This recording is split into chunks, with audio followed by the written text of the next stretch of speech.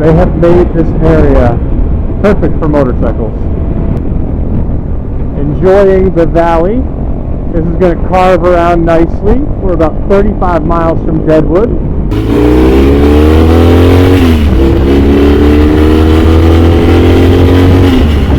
First of all, welcome to the channel and thank you for stopping by. When time permits, please consider subscribing. I greatly appreciate it. I am in Sturgis, South Dakota. We just rode up from Custer and it was a great ride. I have what I think to be some really good footage of some really amazing roads. And I talk a little bit about like what I think you should do with your bike. And basically, if you're riding your bike and you're enjoying your bike, if you have the means, if you can do it, pick a destination like the Black Hills of South Dakota, grab a friend or not, and take your bike and just have a nice destination ride, a vacation with you and your bike. Again, there's more in the video, but wow, I can't tell you. This is the second year I've done it, and it's absolutely amazing to be able to be on your bike, pick out the rides, or even better, you gotta have someone else pick them out for you, and just ride and enjoy it. Not the roads you're used to, not the highways, but the twisty, curvy rides. And there are so many places in the United States to do that. Custer, South Dakota is the one my buddy Tim found, and I'm happy to come back here this year. I'll come back for his 3rd annual ride next year, but they're all over the place. Again, watch the video please, but take your bike, go somewhere, and just have a biker vacation, because it's wonderful. I wasn't intending to record today, and honestly, I may not anymore. We're just out for a ride. We're going to go up to the Deadwood area, the Sturgis area, the Lead area. There's some great restaurants up there, lots of this, beautiful view, but nothing really goal-oriented other than just wander around in a giant loop. It is a nice ride. We took one of these trips last year. Didn't film any of it, but there are a couple of roads. There's a canyon or two, a couple of windy roads, very enjoyable. So if you do find yourself in the Black Hills, you can go out of them, hour and a half, great ride. Everything's a loop. You can loop around to get back without having to backtrack. Beautiful, beautiful place to ride. We're about to come down into a touristy trap area, but after that it's going to be mostly wide open roads like this until we get much closer to, I think we're going to go to Sturgis first and then head west over to Deadwood and Lead. Last year I believe we did it the other way. So, a little bit of variety. I will pick you up later. We have quite a few bikes today. In the front, a VStrom 1000. Pretty much this bike only in good shape. Followed by a 2018 KLR 650, which is not in good shape, and I imagine you can hear the straight piped FMF, which is spitting out so much unspent fuel that I'm getting a little lightheaded. And behind that, I believe it's a 2021 GSA. Gorgeous, gorgeous bike. Behind me we have, let's see, a GSA 850. I didn't even know they made that in the GSA. Behind him we have a 21 Africa Twin DCT, which Swabby picked up. You can find Swabby on YouTube under Swabby Guns and on Instagram as Swabby G. And he picked that up less than a week ago as a leftover. Beautiful bike, black with old wheels. Try to get a picture of it later. Behind that we have the baby of the group, which is a GS310, but he's hanging just fine. He gets that thing moving. And our sweeper today is Randomly Trees on YouTube and Randomly Trees ADV on Instagram. And he is on his 2008 bright orange GS, which is a really good color. Until we bought that, I had no idea they made them in orange. Black Hills National Forest. Oh, we stopped here for pictures once. Yeah, that's probably this one.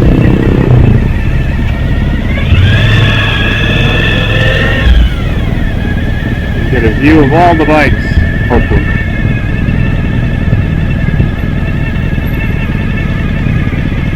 Tim's been pretty good at getting pictures with everybody lined up.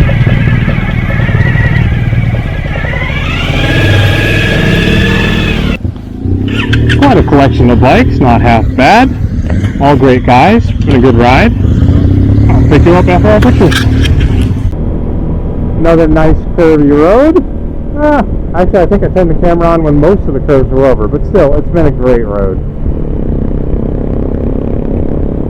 Just want to take a minute to say, it's a lot of fun in a group. I do prefer smaller groups. I think like 4 or 5 guys is ideal, but it is nice having a ton of people on comms, especially when everybody is reasonably safe at driving. Wow, geez, I hope you can hear me over the KLR. We are, God, maybe 45 minutes in. I seriously am starting to get a headache because of the FMF on that KLR. I remember exactly why I replaced the one on my Honda. They're just obnoxious. Looking around, gorgeous. It is a problem though with the large group. We definitely continue to have more issues trying to keep everybody together. Some of the cars are great and they won't break up a line of motorcycles, but probably 50% of them are also like, well, it's my turn to go. 3 of you went? Okay, I'll go now. And on roads like this, it's not like you can easily pass to get back together as a group. But I only do this once a year, so. And I tend to stay towards the front so that I don't get scraped off by traffic. And I unfortunately am not always the safest rider, so I will usually catch up if I need to. Look at those views. I'm sorry you're going to have to listen to that. Let's see. Breathtaking. So beautiful. Look at those views. These 3 things my brain just repeats over and over and over. Because, well, it's breathtaking. It's beautiful. And wow, look at that view up there. Amazing. Gotta remember I'm not on my FC6. Hell, I'm not on my 390 when making corners. But this bike's not so bad. I'm just not used to it. I'm sure Greg from the Bearded Drum could carve this at 20 miles an hour faster than I can. But I gotta say, I'm having fun. She does lean nicely.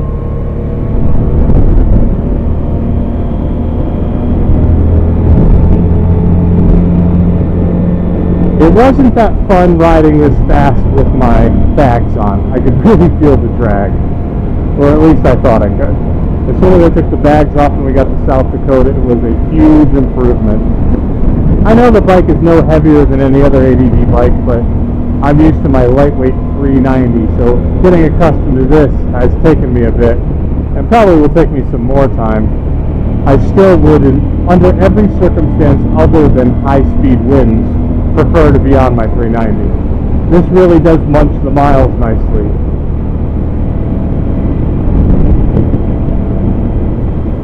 And hell, some of the crosswinds, even on regular roads like this, you would think the trees would block them, but we definitely get some serious crosswinds here.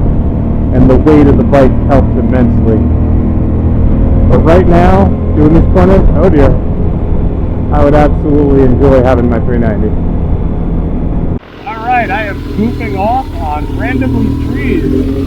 GS 1200. We are waiting for one of the guys to get back from the BMW dealership to get a headlight bulb of all things. So I'm like bouncing around on different lights. I forgot to turn my camera on when I was on Dave. Now I'm just bouncing around, having fun. So this is a 2008 GS. And I would say, damn, this thing held up well. It was fast. Looks like I don't know where the actual turn indicators are. Oh, I think it's over here. I'm just gonna go and signal. I don't know. He's got an aftermarket pump. Oh, listen to that. Got a little rumble going.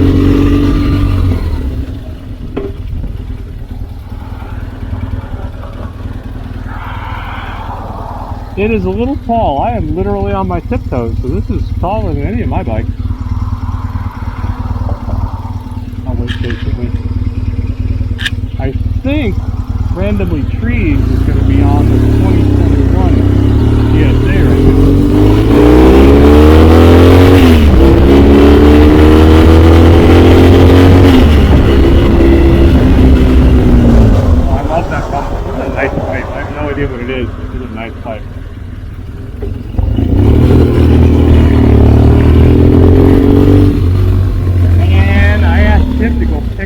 one of these with his truck, and he was like, "That's too far."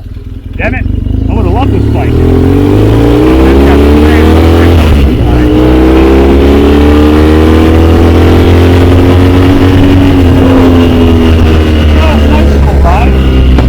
I could definitely own the 2008 GS. Holy shoot, this is awesome. His seat is a custom seat made for some other guy who said it's kind of bad, and I kind of agree.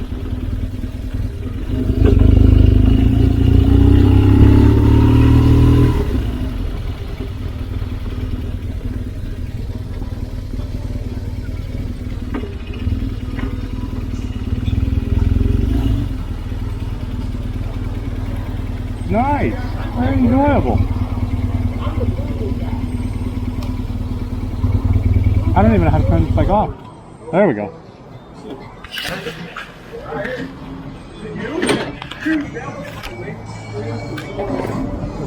Not bad. I mean, it's not your bike, but damn, it's not bad. You should take it for a ride. See how the older half lived. Yeah.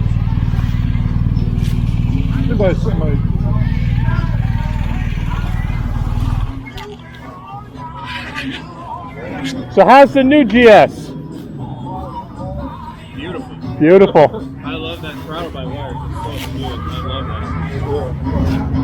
that. I like your throttle. Yeah? Feels good. Feels rumbly. All right, bike test over.